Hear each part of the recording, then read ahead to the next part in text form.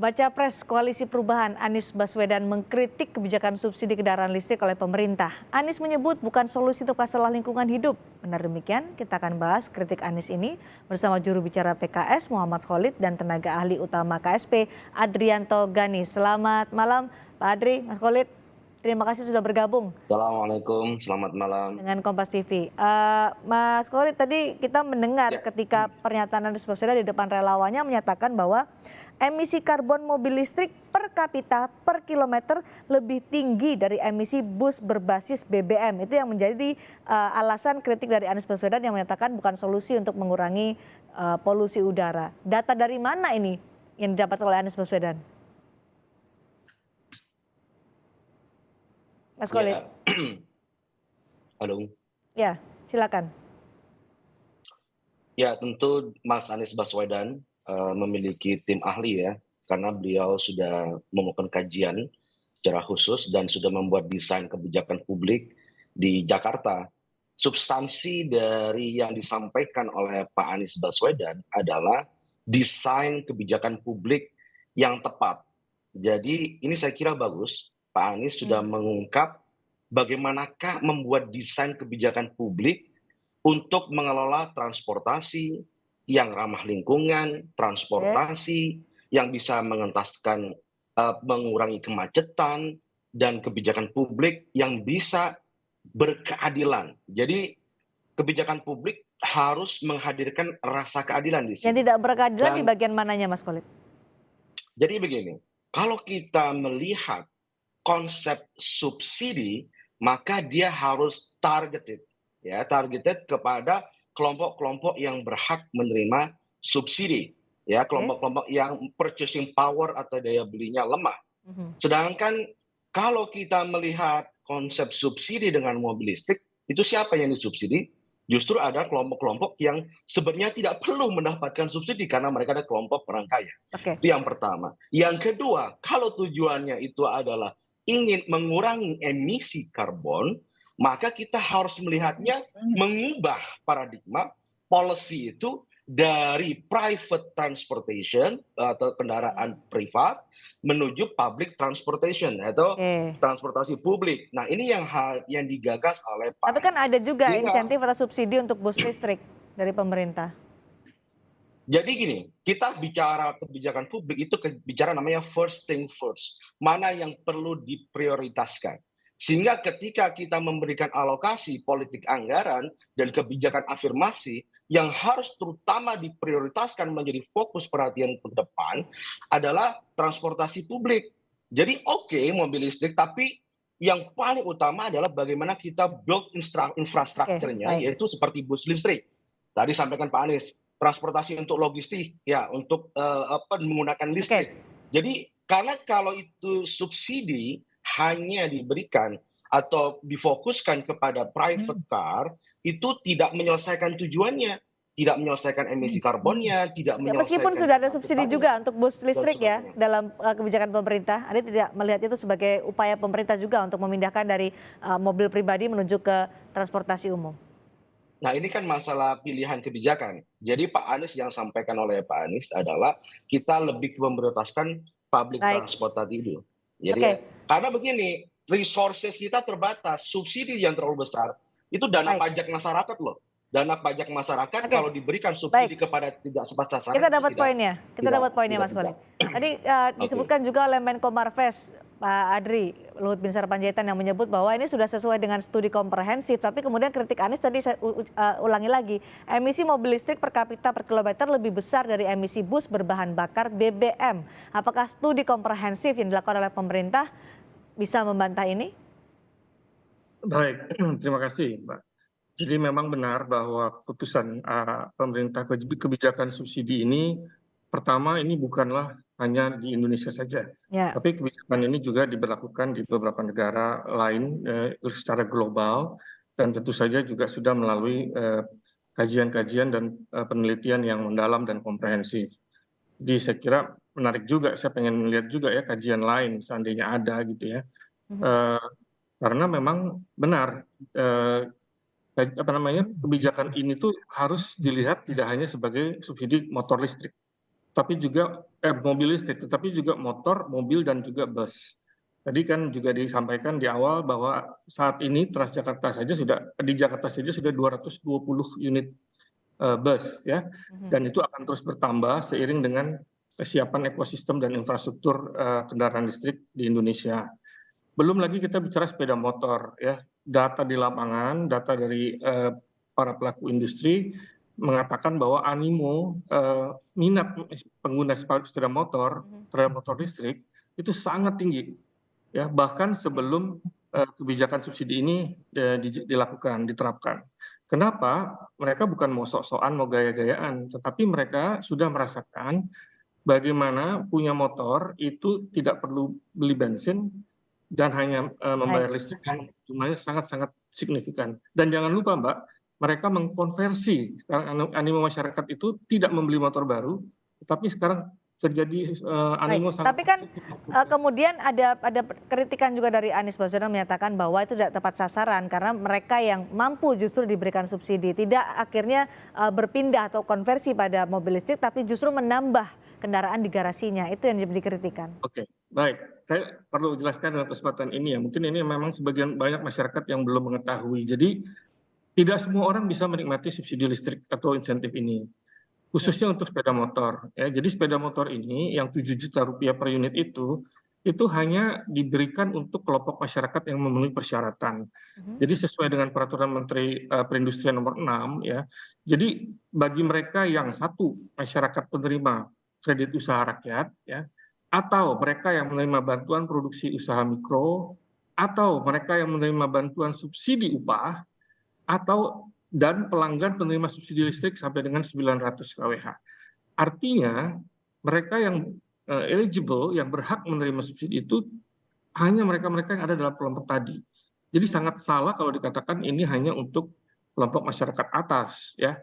Justru banyak orang kemudian merasa wah saya tidak termasuk kategori itu. Ya memang iya, karena pemerintah tidak memberikan kepada semua orang subsidi motor ini.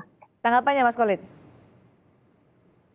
Saya kira udah jelas ya. Jadi kalau subsidi itu memang diperuntukkan kepada yang targeted, yang berhak. Dan kalau kita lihat dari desain mobil listrik, itu yang mendapatkan justru yang tidak berhak gitu ya. Dan itu tadi mobil yang harganya 800 juta, 250 juta, yang sebenarnya nggak affordable juga untuk masyarakat kelas menengah bawah yang sebenarnya mereka berhak untuk mendapatkan targeted subsidi tadi. Jadi kembali kepada topik semula bahwa kita memiliki resources sumber daya yang terbatas. Dalam konsep Economics 0101 itu kita terlihat kan, kalau resources terbatas, maka kita harus fokus kepada kebijakan prioritas. Apa itu? Untuk memperkuat transportasi publik. Kami setuju dengan konsep listrik, tapi kita harus fokus subsidi kepada transportasi publik. Itu yang kita prioritaskan. Anda fokus pada transportasi publik. Tapi kita juga masih ingat ketika Anies Baswedan menjabat sebagai Gubernur DKI Jakarta juga memberi insentif loh untuk mobil listrik pribadi yang insentifnya itu bebas gage, kemudian bebas pajak bea balik nama. Apa bedanya menurut Anda? Jadi Pak Anies pada waktu di DKI, beliau resources dan fokus politik anggarannya itu ke transportasi publik. Beliau membuat apa yang disebut dengan Jaklingko, terintegrasi dan memberikan subsidi kepada orang-orang kelompok yang tidak mampu untuk bisa menikmati transportasi publik yang nyaman dan terintegrasi. Mengenai yang kebijakan insentif untuk pajak tadi kendaraan bermotor, pajak itu digabungkan. Bea balik nama itu digabungkan dengan kebijakan ganjil genap gitu ya. Jadi semangatnya tetap kepada prioritas kebijakan transportasi umum atau transportasi publik itu, Mbak. Jadi bukannya kita menegasikan 100%, tapi kita memiliki resources yang terbatas, maka resources yang terbatas ini kita harus fokuskan kepada transportasi publik itu. Karena kalau kita memberikan insentif yang salah, maka yang terjadi adalah emisi karbonnya tidak tercapai penurunannya, kemacetan akan bertambah, maka orientasi kepemilikan terhadap kendaraan pribadi juga akan bertambah.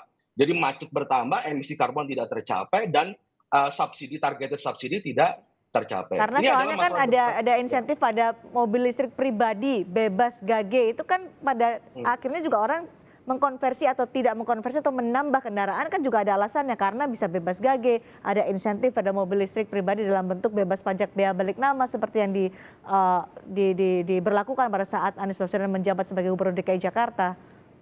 Tapi first thing first yang dilakukan saat itu adalah narasi utama atau kebijakan utama dari Pemda DKI saat itu adalah membuat transportasi publik itu yang diutamakan. Itu hanya komplementari saja. Jadi kita berpikir prioritas di sini. Prioritasnya adalah public transport di situ. Kalaupun itu pernah, itu adalah merupakan sebuah komplementari untuk mengawinkan dengan kebijakan transportasi umum gitu. Dan apa yang kemudian terjadi di negara-negara lain misalnya. Negara-negara lain, negara-negara maju terutama, itu transportasi publiknya itu sudah sangat baik gitu ya. Sehingga ketika ada insentif untuk mobil listrik, kita prioritaskan dulu ini bagaimana transportasi publik itu menjadi prioritas utama. Sehingga dia bisa mengurangi emisi karbon, mengurangi kemacetan, dan target subsidi juga tercapai. Demikian. Baik, Pak Adri, jika pemerintah punya alasan untuk menekan emisi karbon, kemudian juga untuk menjadi solusi polusi udara, ada insentif atau subsidi yang diberikan. Tapi bagaimana penyalurannya? Karena kami mengecek di sisapira.id bahwa untuk roda 2 data di sisapira.id baru sedikit yang daftar dan juga penyaluran. Apakah ini efektif? Bahkan masih 0 untuk roda 2. Iya, baik. Jadi ini kan kebijakan baru berjalan kurang lebih 1-2 bulan lebih ya. Jadi memang ini masih dievaluasi efektivitasnya dan juga baik dari sisi pembeli maupun penjual supaya sama-sama dimudahkan dan diuntungkan. Nah, mengenai roda 2, seperti tadi saya jelaskan, memang ini kan tidak untuk semua orang. Sehingga ada proses yang harus dilalui, harus ada screening yang dilalui untuk dapat seseorang itu memenuhi persyaratan untuk mendapatkan subsidi. Saya kira ini kan sesuatu proses yang baru ya, semua pihak juga sedang. Screeningnya seperti apa untuk bisa memastikan bahwa tidak sesuai dengan dikritik, bahwa memang betul meyakinkan ini tepat sasaran? Kalau kita melihat kan ketika ada subsidi, ada insentif, lagu lamanya adalah tidak tepat sasaran, Pak Adri. Ya, makanya tadi kan saya sudah sebutkan ya beberapa persyaratan yang bisa menerima ya. Salah satu tadi penerima KUR, kemudian penerima bansos upah, penerima subsidi tegangan listrik di rumah.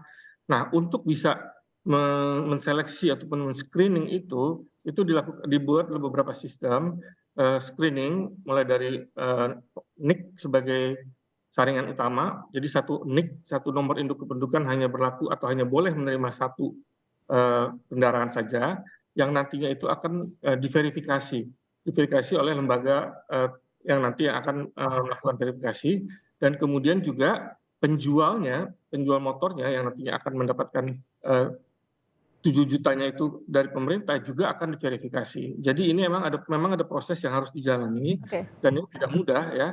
Kita juga harus memahami bahwa semua pihak sekarang sedang beradaptasi.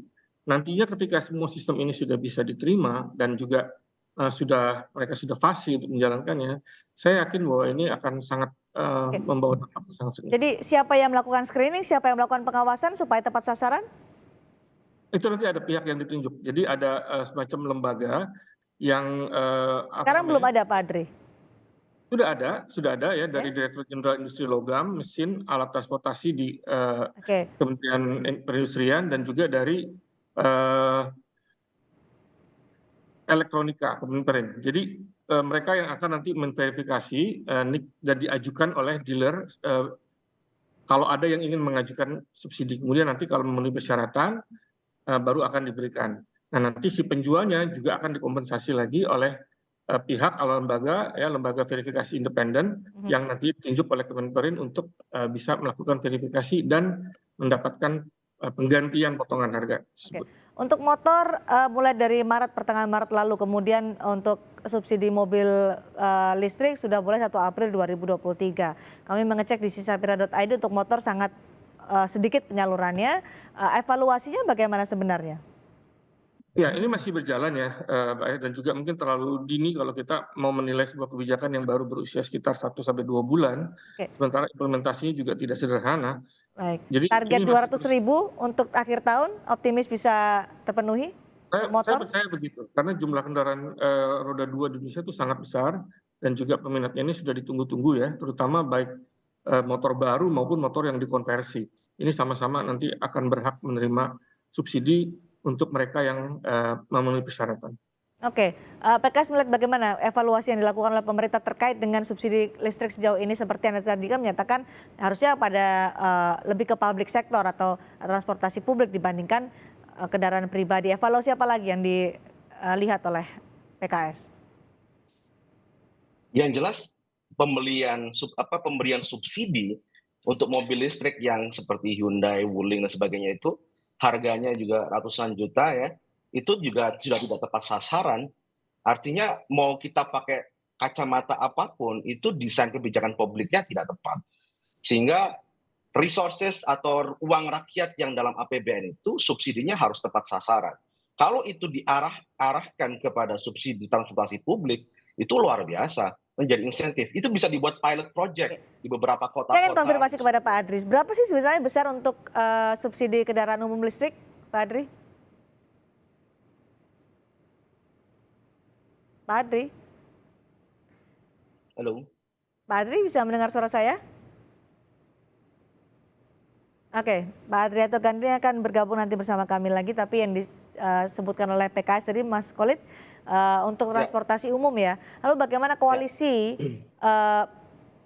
perubahan, punyakah agenda atau visi ke depan, tawaran ke depan terkait dengan mobil listrik ini supaya bisa ikut dalam pergerakan dunia yang disebutkan bahwa saat ini sedang galak untuk menekan emisi karbon?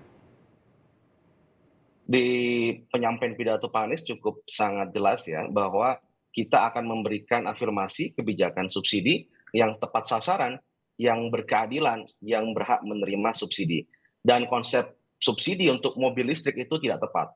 Kami memiliki agenda agar subsidi kalaupun kebijakan itu diterapkan, itu diprioritaskan untuk transportasi publik. Oke, Pak Adri sudah bergabung bersama kami kembali. Pak Adri.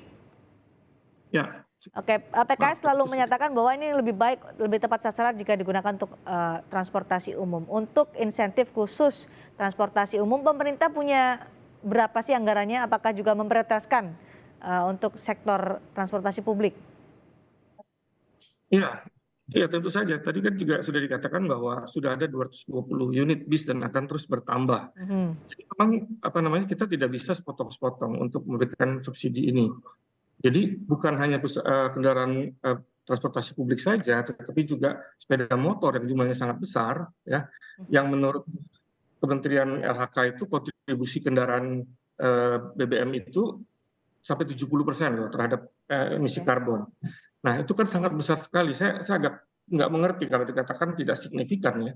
Nah itu tidak hanya datang dari kendaraan umum saja, tetapi juga dari sepeda motor dan kendaraan pribadi.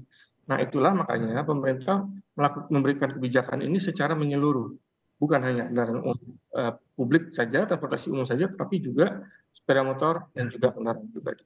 Oke, berjalan sejak 20 Maret untuk motor, 1 April untuk mobil. Kita tentu nanti akan mengevaluasi bersama kebijakan dari pemerintah terkait dengan kebijakan kendaraan listrik yang diberikan subsidi oleh pemerintah. Terima kasih Pak Adrianto Gandhi, terima kasih juga Mas Muhammad Khalid sudah bergabung bersama kami di Indonesia Malam.